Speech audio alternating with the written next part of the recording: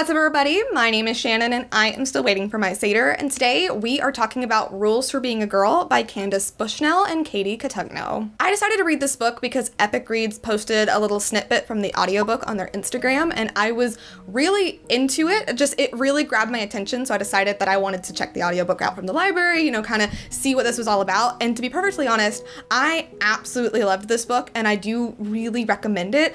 Now, I was kind of surprised when I was looking at a couple of the reviews for this book that some people really don't like this book. Somebody even went so far as to say that this was the worst book that they've ever read, and I can kind of understand where that hostility is coming from, but on my part and in my opinion, I really do think this book was very well done. So The Rules for Being a Girl is about a girl named Marin. She's in high school, she's a senior, she's Ivy League bound, she works for the paper, she's getting very good grades, like everything seems to be going pretty great for her. She's got a good boyfriend, she's got her best friend, her and her best friend, have these huge crushes on their English teacher who is also the teacher in charge of the paper, and everything kind of goes wrong for Marin when the teacher in question kisses her, and this really just throws Marin for a loop. She starts learning things about her life and her friends that she had never really noticed before. Suddenly she's very cued into a lot of things. The way her best friend reacts is not how she thought she'd react at all. Suddenly she's very hyper aware of a lot of things that her boyfriend says. When she tries to report it, things don't go the way that she thought it was going to go, and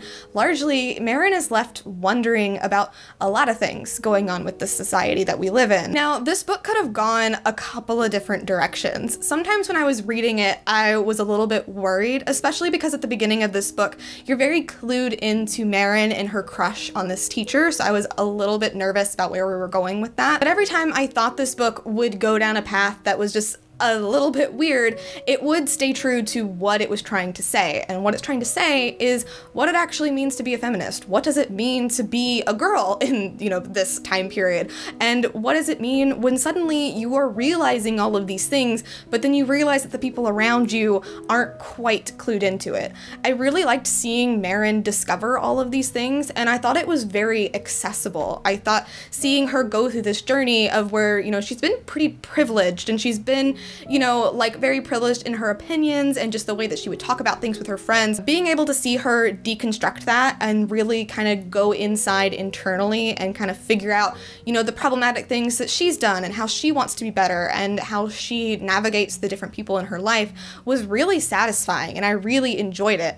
I feel like the reason people may not like this book is because it can be a little bit preachy feeling at times, and it can be a little bit surface level for these topics and these ideas. But as a whole, I think this book is really serving as an introduction, and it does that introduction very well. I have read other books that are trying to be super woke and super feminist and all that kind of stuff, and it just really fails at it because it's really just hitting those buzzwords and not going any deeper.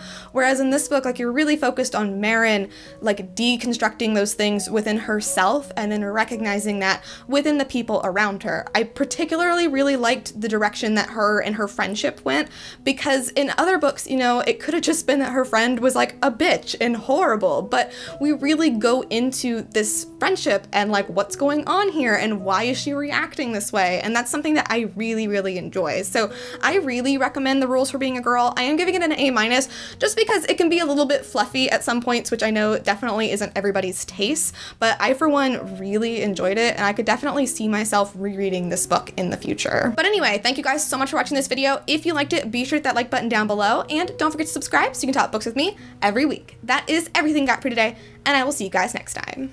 Bye!